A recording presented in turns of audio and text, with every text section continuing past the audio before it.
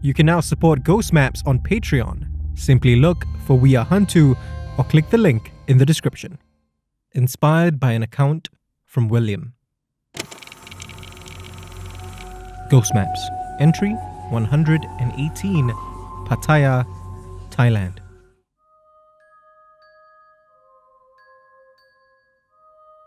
I've been collecting stories from beyond the veil of the ordinary for about 5 years now.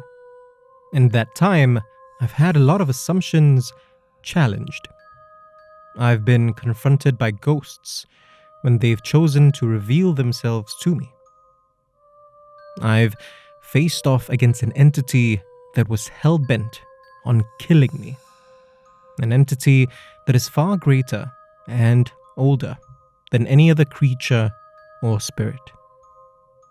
Yet, in all that time, I never once thought that my third eye had been opened.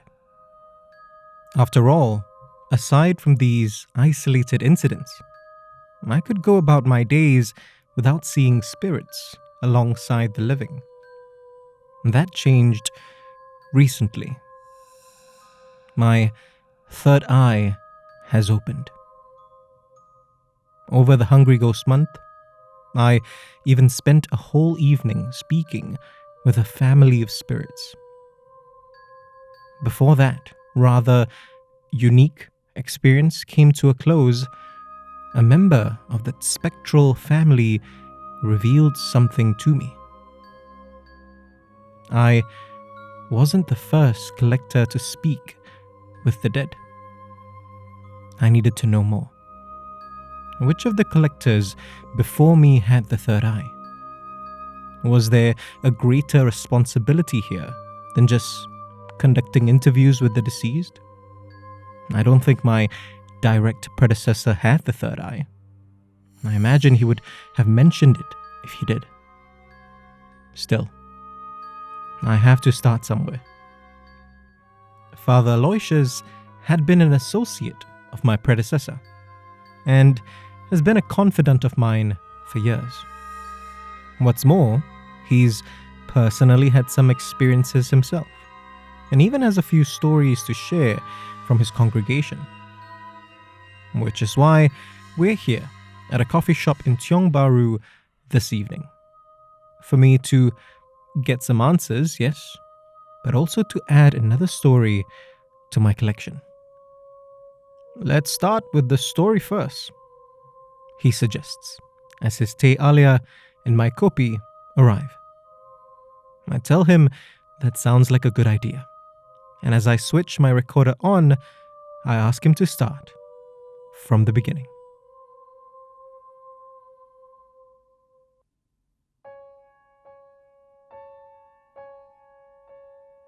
This was a story that someone from Aloysius's church named Dominic had shared with him.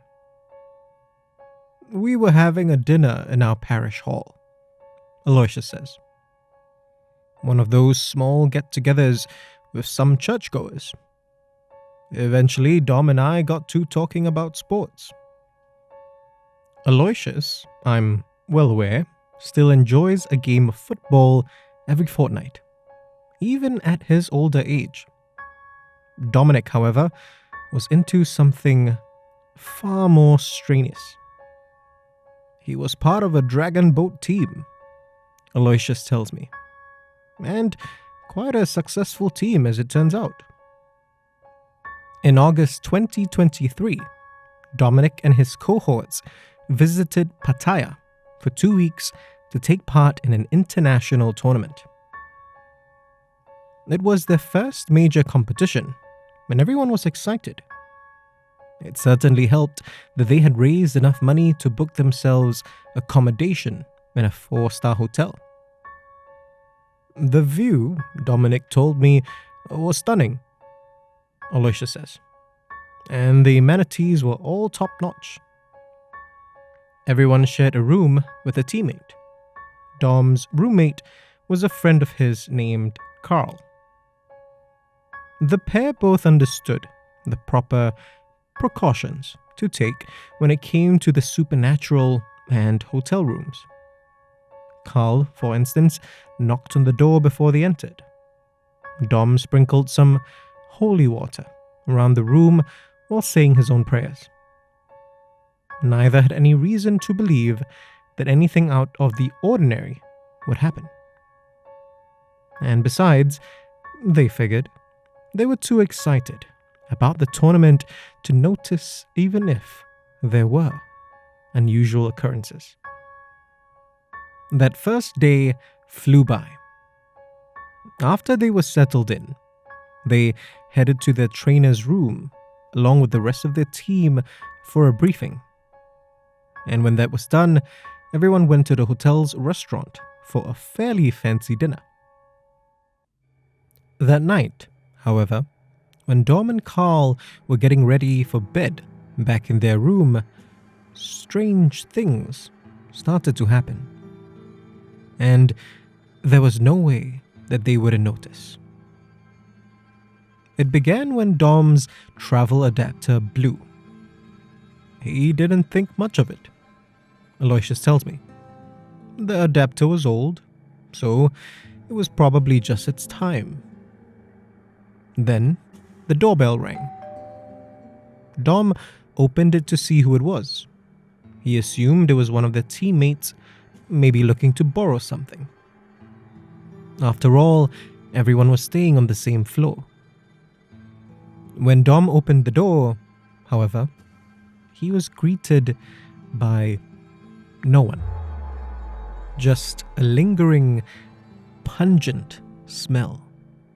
He looked up and down the aisle, and there wasn't a trace of anyone. He shrugged it off at first. Maybe they had heard the doorbell from one of the other rooms. Maybe they were being pranked by one of their cohorts.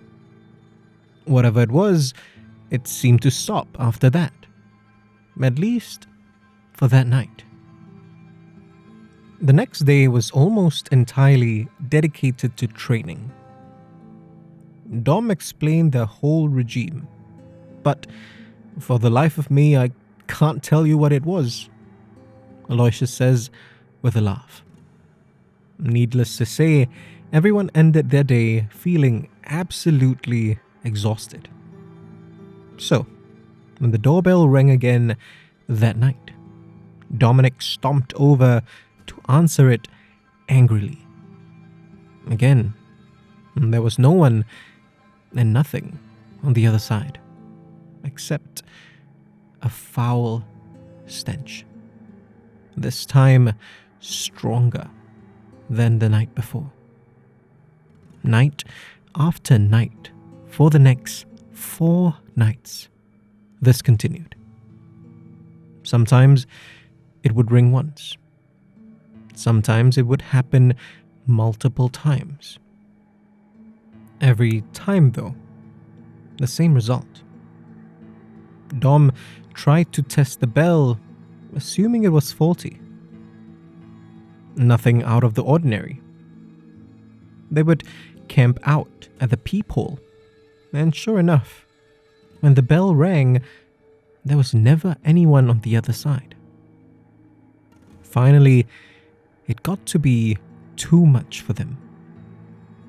On their 7th day, they called up the hotel staff and requested to have the doorbell switched off. That evening was blissfully quiet for Carl and Dom. They were enjoying the silence so much that after a while they didn't even talk to each other. Aloysius chuckles. They just spent their time before bed reading or checking their phones. That night, however, at around 3 a.m., Dom awoke with a start. Something had jumped into his bed. He tried to go back to sleep at first, chalking it up to his imagination. But then he felt it jump again. From the dark, Dom heard Carl call out to him. Is that you? his roommate hissed. Whatever it was that was jumping on Dom's bed was doing the same to Carl. Dom tried to switch his bedside lamp on, but for some reason it wouldn't work. He squinted in the dark as he fumbled out of bed. As he made his way to the next closest light switch, however, he stopped in his tracks. He wanted to scream, but his yell was caught in his throat. Scurrying around the room, he saw 2 shadows. He knew it couldn't have been Carl, or even any of their other teammates who might have snuck into their room somehow, because the shadows were shaped like children. When he finally regained his composure, Dom ran to the light switch and flicked it on. Carl and Dom looked around but found themselves alone in their room, sitting in frightened silence and surrounded by a foul, lingering stench.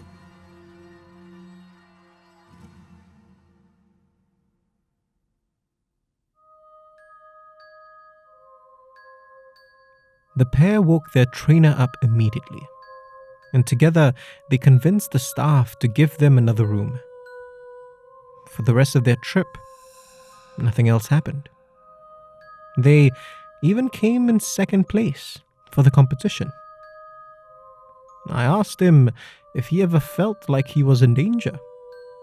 Aloysius says. He said that even though it was a frightening situation, oddly enough, no, he didn't. Father Aloysius chalks it up to Dom's prayers. I tell him that it's also possible that Dom and Carl were dealing with a pair of harmless Kuman child spirits. Whatever the reason, I ask Aloysius to pass on my thanks to Dominic for the story. Then ask Aloysius about my predecessor. A third eye, Aloysius says, confused. He never said anything about it to me. Aloysius continues. I think he mentioned that his predecessor had it, though I could be wrong. I ask him if there's anyone he thinks might know for sure. He furrows his brow in thought for a moment, then snaps his finger in triumph. Ah, Ben might know, he says. Ben, my predecessor's old friend. If you want to discover more of Southeast Asia's other side, subscribe now and follow us on social media. You can also be one of our supporters on Patreon. Look for We Are HANTU or click the links in the description. Ghost Maps is a HANTU production created by Kyle Ong and Wayne Ray, with art direction by Jolene Lim, and recorded on Audio Technica mics.